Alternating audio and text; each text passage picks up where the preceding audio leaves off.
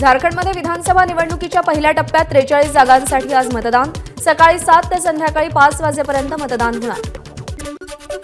10 राज्यातील 31 विधानसभा मतदारसंघ आणि वायनाड लोकसभा मतदारसंघात पोटनिवडणूक। वायनाडमधून प्रियंका गांधी निवडणुकीच्या रिंगणात।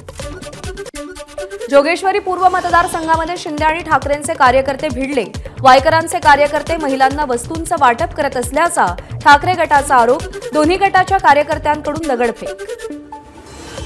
उद्धव ठाकरे आज कोकणामध्ये ठाकरेंच्या सावंतवाडी, कणकवली आणि मालवणमध्ये प्रचार सभा। देवेंद्र फडणवीसांच्या अकोला, नांदेड आणि नागपूरमध्ये सभा। फडणवीस काय बोलणार याकडे लक्ष। आज धुळ्यातील दोंडाईसामध्ये अमित शहांची जाहीर सभा। जिल्ह्यातील महायुतीच्या सर्व उमेदवारांसाठी अमित शहा मैदानात। सभेसाठी 25,000हून अधिक नागरिक येणार असल्याचा अंदाज। भाजपचे राष्ट्रीय अध्यक्ष जे.पी. नड्डा आज मुंबई दौऱ्यावर। गरवारे क्लबमध्ये व्यावसायिकांसोबत संवाद साधणार। वाशिमच्या कारंजा विधानसभा मतदारसंघात उत्तर प्रदेशचे मुख्यमंत्री योगी आदित्यनाथ यांची प्रचार सभा।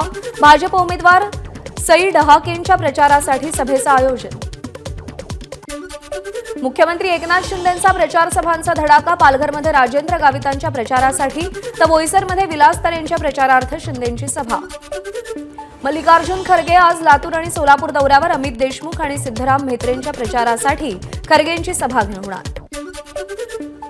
अजित पवारांची बीड आणि परभणीच्या पाथरी मतदारसंघात सभा। तर बारामती तालुक्यातील लोणी भापकर, जळगाव, कठेपठार आणि मेडत गावामध्ये अजित पवार आज प्रचार करणार। येवला मतदारसंघामध्ये शरद पवारांची जाहीर सभा। भुजबळांना आणून बसवलं ही आपली चूक। उपमुख्यमंत्री पद दिल्यानंतरही त्यांचे उद्योग सुरूच। पवारांची छगन भुजबळांवर सडकून टीका। 2024 साली छगन भुजबळांना मुख्यमंत्री केलं असतं तर राज्यामध्ये अस्थिरता निर्माण झाली असती। शरद पवारांच्या या वक्तव्यानंतर रोहित पवारांची सारवासार। शिवसेना फोडण्याचं पुण्यकर्म शरद पवारांनी केलं। पवारांनी जर असं केलं नसतं तर फाटाफूट झाली नसती। छगन भुजबळांची शरद पवारांवर टीका। योगी आदित्यनाथ यांच्या बटेंगे तो कटेंगे या वक्तव्याला अजित पवारांचा पुन्हा विरोध। मात्र मोदींच्या एक है तो सेफ है या वक्तव्याचं समर्थन। महाराष्ट्रामध्ये बाबासाहेबांची, शिवाजी महाराजांची विचारसरणी चालते असंही अजित पवारांनी स्पष्ट केलंय। योगी बोलतात याचा अर्थ एक व्हा आणि मतदान करा, त्यात वावगं काही नाही। योगींच्या बटेंगे तो कटेंगे वक्तव्यावर मुख्यमंत्री शिंदे यांची प्रतिक्रिया।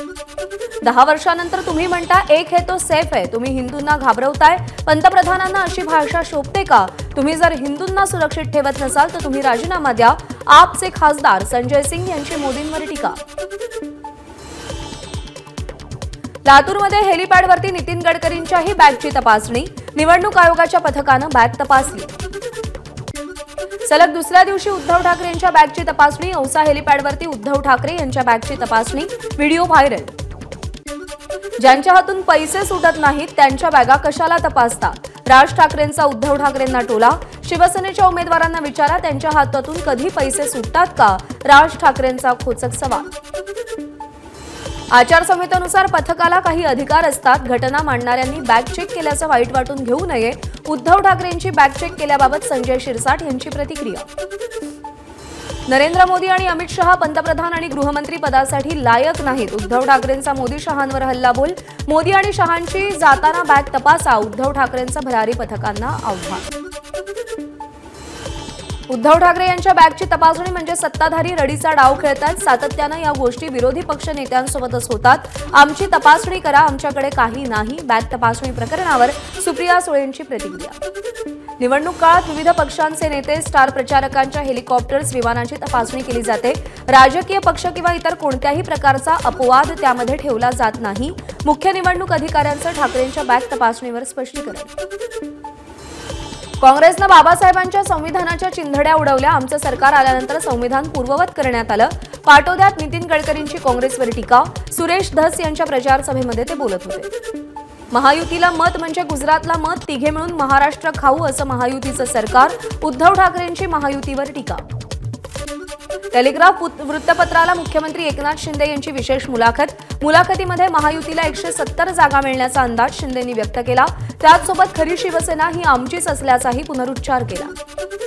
महायुतीचं सरकार आल्यानंतर राज्यातील 45,000 गावांमध्ये पांदण रस्ते बांधणार। बुलढाण्यातील सिंदखेड राजा मतदारसंघात जाहीर सभेत मुख्यमंत्री एकनाथ शिंदे यांचं आश्वासन। कामं थांबवण्यात महाविकास आघाडीची डबल पीएचडी.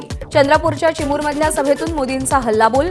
तर आघाडी म्हणजे भ्रष्टाचाराचा सर्वात मोठे खिलाडी, मोदींचा महाविकास आघाडीवर निशाणा. सोलापूरमध्ये रखडलेली विकास कामं महायुती सरकारनंच केली. जाहीर सभेत पंतप्रधान नरेंद्र मोदींचं वक्तव्य.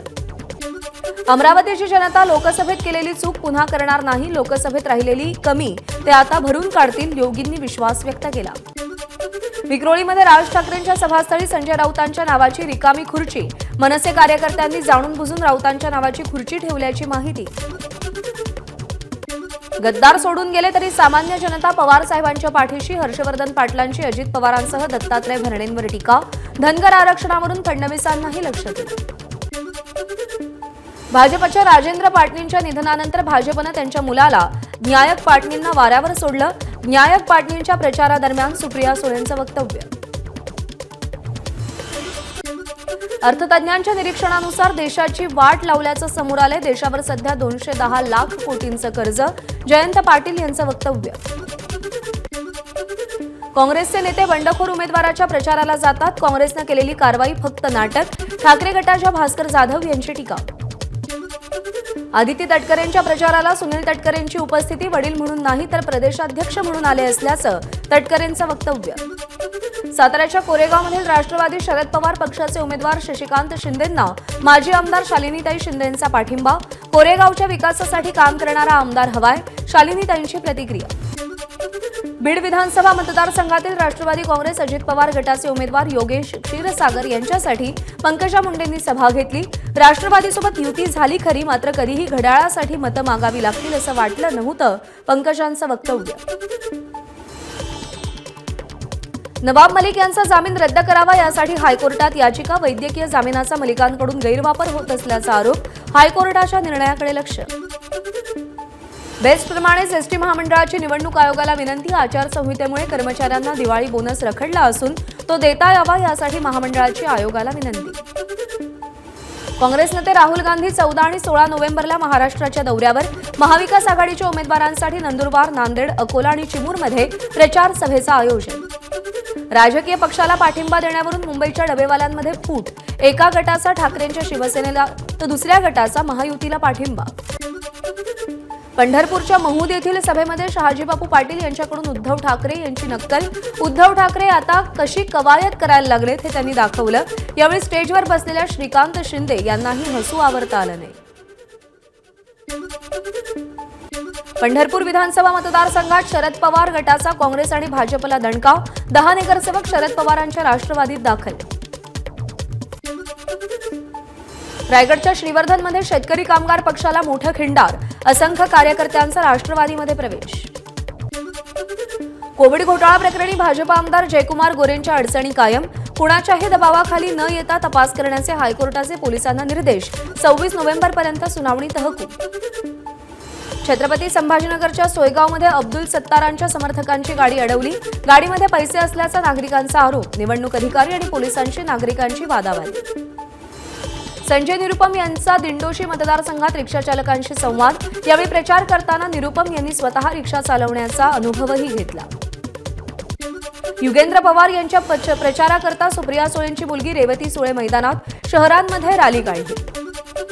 बारामतीमध्ये नातवासाठी आजीही प्रचाराच्या मैदानात. युगेंद्र पवारांच्या प्रचारात शरद पवारांच्या पत्नी प्रतिभा पवारही सहभागी. बारामतीतील नागरिकांशी संवाद साधला. जालन्याच्या घनसावंगी मतदारसंघात अभिनेत्री वर्षा उसगावकरांचा रोड शो.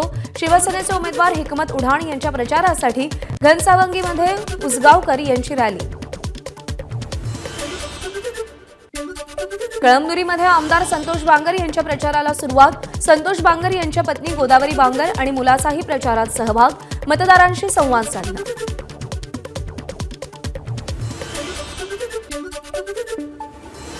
रोहित पवारांच्या प्रचारार्थ जामखेडमध्ये बॅनरबाजी. बॅनरवर रोहित पवारांचा भावी मुख्यमंत्री असा उल्लेख. नाशिकमध्ये विधानसभा मतदारसंघात 100% विजयी होणार. महाविकास आघाडीचे उमेदवार वसंत गीतेंना विश्वास. या मतदारसंघात गीतेंविरोधात भाजपच्या देवयानी फरांदे मैदानात. नाशिक पश्चिम मतदारसंघात काही मुस्लिम बांधवांचा अनोखा निर्णय. मनसे पक्षाला पाठिंबा न देता मनसेचे उमेदवार दिनकर पाटील यांना मुस्लिम बांधवांचा पाठिंबा. श्रीरामपूरच्या सभेआधी अजित पवारांनी माजी आमदार भानुदास मुरकुटेंच्या कुटुंबियांची भेट घेतली। त्यामुळे मुरकुटे राष्ट्रवादीच्या कानडेंना पाठिंबा देणार का याकडे लक्ष। दरम्यान मुरकुटे मागच्या महिन्याभरापासून जेलमध्ये। आमदार भास्कर जाधव यांच्या विरोधात निदर्शनं करण्यासाठी एकत्र जमलेल्या वंचितच्या कार्यकर्त्यांना चिपळूण पोलिसांनी ताब्यात घेतलं। संतप्त आंदोलकांनी पोलीस स्टेशनला घेराव घातला। निवडणुकीच्या पार्श्वभूमीवर रायगडमध्ये राजकीय वातावरण तापलं। विळे विभागामध्ये शिवसेनेचे गजानन मोहिते यांच्या गाडीची तोडफोड करणाऱ्यांवर गुन्हा दाखल करा, रास्ता रोको करत शिवसैनिकांची मागणी। नवाब मलिकांनी उत्तर भारतीयांसाठी विशेष रेल्वे गाड्यांची मागणी केली। छठ पूजेसाठी गेलेल्या उत्तर भारतीयांना आरक्षण न मिळाल्यानं त्यांचे हाल होत असल्याचं नवाब मलिकांनी एक्स पोस्टमध्ये लिहिलेलं आहे। वर्ध्याच्या हिंगणघाटमध्ये एमआयडीसी परिसरात एका कंपनीला भीषण आग। आगीमध्ये कंपनीचं मोठं नुकसान, आगीचं कारण मात्र अद्याप अस्पष्ट। छत्रपती संभाजीनगरमध्ये तिघांकडून एसटी कर्मचाऱ्याला मारहाणीनंतर एसटी कर्मचाऱ्याचं चक्काजाम आंदोलन। 200 पेक्षा अधिक बसेस स्थानकात। उत्तराखंडची राजधानी डेहराडूनमध्ये भीषण अपघातामध्ये 6 जणांचा जागीच मृत्यू, 1 जण जखमी। डेहराडूनच्या कॅन्ट परिसरात ओएनजीसी चौकाजवळ इनोव्हा कार आधी कंटेनरला धडकली आणि त्यानंतर झाडाला धडकली। ऑक्टोबर महिन्यातील किरकोळ महागाई दर 14 महिन्यांच्या उच्चांकी पातळीवर। किरकोळ महागाई दर 6.21%वर। अन्नधान्याच्या किमतीमध्ये मोठी वाढ झाल्यानं महागाईचा दर वाढला। सप्टेंबर महिन्यात महागाई दर 5.49% होता। काश्मीरमध्ये हिवाळ्याचं आगमन। काश्मीरच्या टेकड्यांवर हंगामातली पहिली बर्फवृष्टी। बांदीपोराच्या गुरेज खोऱ्यामध्ये बर्फवृष्टी तर गुलमर्गच्या वरच्या भागातही बर्फवृष्टी। मॉरिशसमध्ये लेबर पार्टीचे नेते आणि माजी पंतप्रधान नवीन रामगुलाम विजयी। पंतप्रधान मोदींनी नवीन रामगुलाम यांचं अभिनंदन करत भारत भेटीचं निमंत्रण दिलं। एबीपी माझा, उघडा डोळे बघा नीट।